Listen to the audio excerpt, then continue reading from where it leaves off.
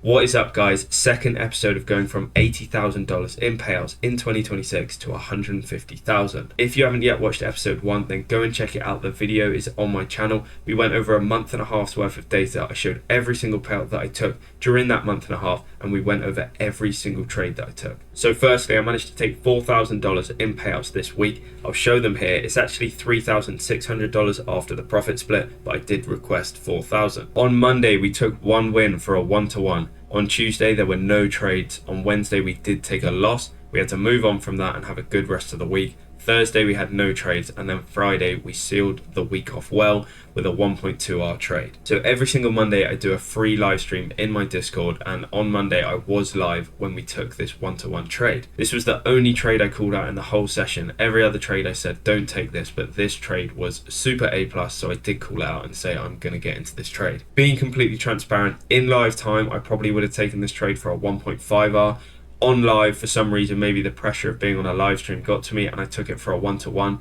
It is what it is, there's no excuse there, but I should have held this for a 1.5, and I did alert on stream to hold it for a 1.5, and everyone that was watching did. So my mistake on that day, we could have been up a little bit more on the week, but it is what it is. We're still nicely green, and we still alerted this for completely free.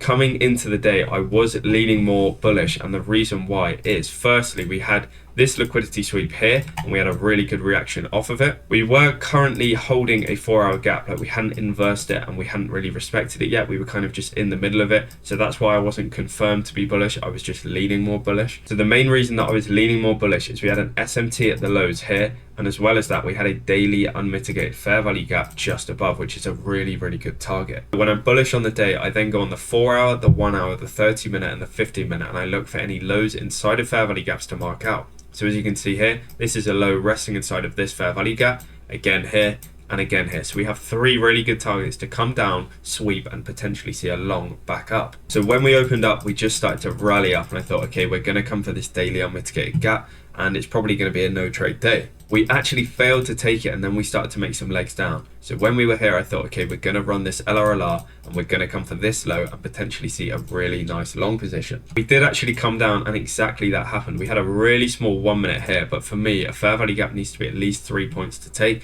This fair value gap was around 3 points. I think it was about 2.5. But the main reason that I didn't look to take this is because I looked to take the highest time frame IFG, and as you can see here, we are still inside of a 2-minute fair value gap that we never end up inversing. Because there was no valid trade there, we started to come back down, and I was waiting for my next target to then get hit. Now, there was a possible entry here, but the reason I didn't take this trade, and I know some people did, we had this internal sweep. It looks like maybe like a stop hunt, and then we're looking for a 1-minute IFG again to the upside. But there is one main reason that this is a bad trade to take. So firstly, when we sweep a low inside of a fair value gap, we make what's called a protected low, and this is a point where I wouldn't expect price to come back below. In my opinion, this move where we put in the protected low and swept that 30-minute low inside of a fair value gap, we should have then started to make some moves up. The fact that we didn't manage to inverse that 2-minute and we came back down, I then thought, okay, this isn't going to be A+. The momentum from this low is going to be nowhere near as good as it should have been from here. So I was not a massive fan of this trade at all. And as I say, on live, I said, this is not a good trade to take. Please don't take this trade. Wait for this to be taken, as we have another low in a fair value gap literally at your stop loss. So why do you want to take a trade when it is at your stop loss like that? This trade did end up failing, and I called this out for completely free on my live stream. After that, we saw a super clean 1-minute IFG, so this is what we were waiting for. Really good instant reaction off of the low. 1-minute IFG, great V-shape, great displacement. This is just insanely A+. And a key part of this model is at the same time as we sweep that liquidity, we are still holding the fair value gap that it is inside of. So we sweep that low in a fair value gap, we have an instant 1-minute IFG. My stop loss is at the protected low. It is no nearer than that because the wicks are not overextended, and the protected low is a really good place to have your stop loss. So on live stream, I called out that this swing high here should be your break even, and you should target about a 1.5 at this high. As I said, I actually took my full position off at a 1-to-1. As I say, I'm not quite sure why I did that. I think just the pressure of being on the live stream, so I need to learn from that and not do it again. I'm not perfect, it does happen, so it is what it is, but I think a 1.5 here was the best target. And as you can see, we flew up to our break even, and a really nice confluence that we had when displacing up is we made a fair value gap on the way up like that. So your break even is in a really, really good point. So as soon as we sweep that high, My stop loss is moved to break even. I was actually out of this trade as it just hit a 1-to-1 there, but the people that were holding for a 1.5, we had this gap to rebalance into and then push prices higher. So we did tap into it. We had a really good displacing candle and you would have hit full TP. You could have actually gone for a 2.5R up at this high here.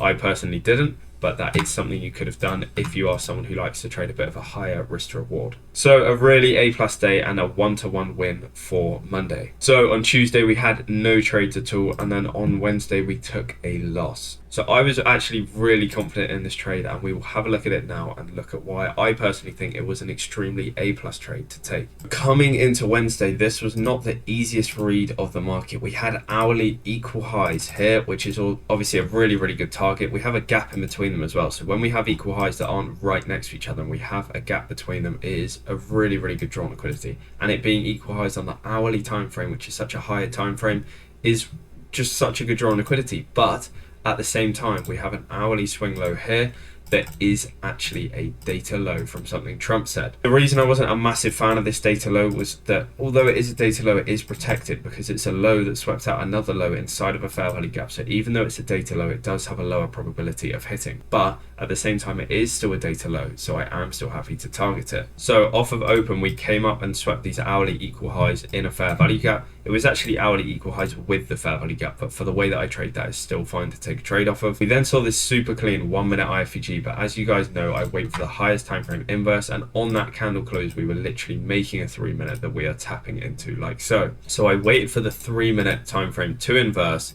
When we got that candle close here, I entered the trade. I had my stop loss at the wicks because the bodies were just way too near in this scenario.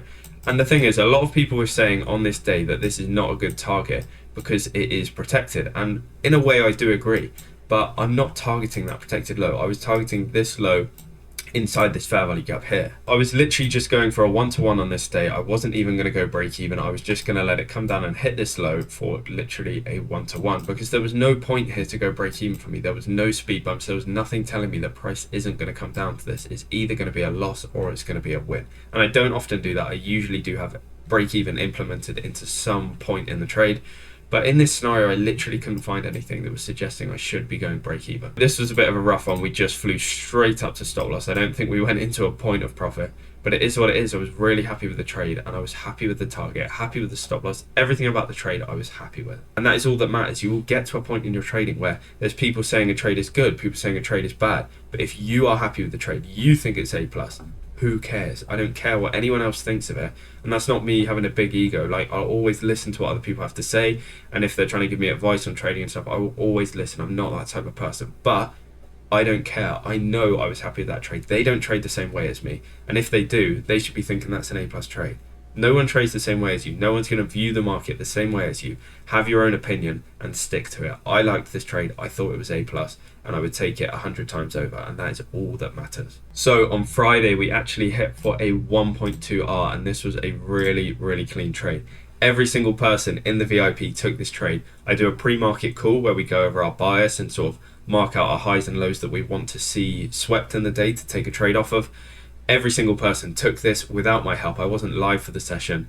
It was a pre-market call. We went over it and every single person took this trade, which is really, really nice to see. If you do want to apply for the VIP, the link is in the description. Coming into the day, we had some really, really good targets. We had these 4-hour swing lows over here, and we also had this swing low. We had another swing low here. And if we go on the 15-minute time frame, you'll see that we had basically some like LRLR on the higher time frame, which is really, really clean as well.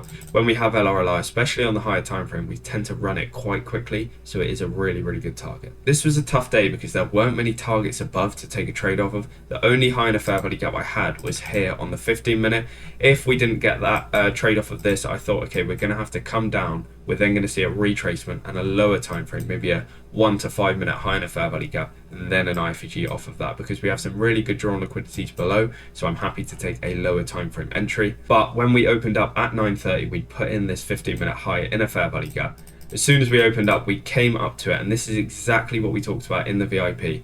We actually were making a fair value gap here, which I think would have been super clean. We closed it up with about 2 seconds left, so there was no entry. We then shot down with really, really good displacement, and we saw a 1 minute IFVG. Now, I didn't actually take this 1 minute IFG because we were still inside of a 2 minute. So I waited for this 2 minute to close, and look, you can see how A+ that is. Great V shape. Everything about this trade is perfect. So we just respected the 2 minute by like not even a point. But 2 minutes later, I thought, okay, we're going to take my breaking point. This is going to be invalid. But we did actually get a good entry. This low here was my break-even point. There were a number of things you could have targeted today. So obviously you had this higher time frame LRLR. You had this hourly swing low that I would just mark out here, and obviously you also had those 4 hour lows, which I have marked out at the bottom. We also had one more 4 hour low, which is just here. So you had a number of things that you could target. I don't think there was a right or wrong thing to target. As long as it was over a 1-to-1, I think it was a good target. So for me on this day, I actually had my stop loss at the bodies. The wick wasn't massively overextended, but like we talked about earlier, we actually made a fair value gap on the 1 minute on the way down. So this is a really good point for us to rebalance into and then continue prices lower, which is exactly what we did. I actually would have been confident of having my stop loss here, but that is just way too tight, so I'm never going to do that. But we had already tapped into that fair value gap before I got my entry, so I was confident that we were just going to flush now. So I didn't actually target this swing low, which would have been about a 1.6R. Some of the VIP did, I personally didn't, just because I didn't want to see a reaction off of this hourly swing low, get break even, and then it comes down. I was confident we were going to come for this low, but that was sort of my thought process, that I didn't want to get a brutal break even. When this was already over a 1.2R, I thought I'm just going to target this. So I took that trade, straight away we hit my break even point, so I moved my stop loss to break even. We then continued to flush, which was super clean. We came right by TP. We actually hit a 1-to-1 here, and then we got a big displacing candle. I thought, okay, this is going to be a break even, which is brutal, but we flew back down to take profit. So a really, really nice way to end the week, up 1.2R. 1.2R may not seem a lot on the week, but if you can do 1 hour a week, that's 4% a month. If you can do 4% a month on average, that's about 50% return a year. If you had £1 million in a trading account and you were trading with 1% per trade, you would have made £500,000 that year. You need to stop chasing massive RR weeks, massive RR days. Just hit your base hits, get a good percentage return, and your aim should be to have more capital to trade with rather than hitting more RR on a small account. I have 13 funded accounts that I copy trade, so 4% with 1% risk on a 50k is $500 times 4, so that's 2 grand. On 10 accounts, that's 20 grand. You know, so it is all about just scaling up. You don't need to be going for 20R on the day. Just scale up and get your base hits. So that is how we ended the week, 1.2R in profit, or 1.2% in profit, and we took 3.6k in payout. So a really good week. Hopefully this week will give more opportunity. It is Monday today. I'm filming this in the morning. I am going to be live again for today's session. And yeah, hopefully we can have a really good week and get some more payouts. I am due to be taking some more on my Lucid account, so hopefully we can do that this week. Thank you for watching the video. If you aren't already subscribed and you like the video, hit that subscribe, leave a like and leave a comment. And I will see you guys in the next one.